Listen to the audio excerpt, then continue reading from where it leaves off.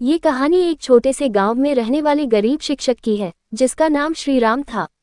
श्रीराम बहुत ही सादगीपूर्ण जीवन जीते थे, लेकिन उनके दिल में शिक्षा के प्रति अपार प्रेम था।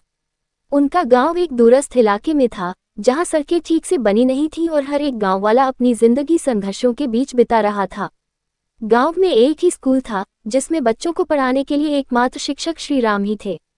श्रीराम के पास खुद का घर नहीं था और न ही उनके पास कोई साधन था। उनका स्कूल एक छोटा सा खस्ताहाल कमरे में चलता था, जिसमें कच्ची दीवारें और एक टूटी फूटी छत थी। लेकिन वह बच्चों को अपने दिल से पढ़ाते थे।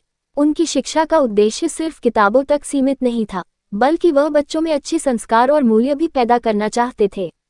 श्रीराम का खुद का जीवन बहुत संघर्षपूर्ण था। उनके पास कोई स्थिर आय नहीं थी और उनकी तनख्वाह भी इतनी कम थी कि वह मुश्किल से अपना घर चला पाते थे। लेकिन उनका दिल बच्चों के लिए हमेशा बड़ा था।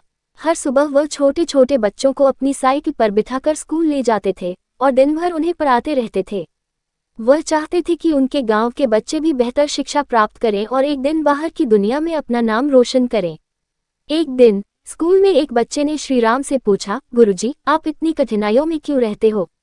आप भी तो अच्छे कपड़े पहन सकते हो, अच्छा घर बना सकते हो। श्रीराम हंसते हुए बोले, मेरे पास सब कुछ है बेटा।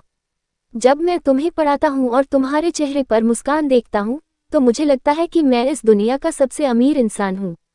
कुछ समय बाद श्रीराम की मेहनत रंग लाई। उनका एक छात्र, जिसका नाम अर्जुन था, एक बड़ी शहर में शिक्षा प्राप्त करने के बाद बड़ा अधिकारी बना।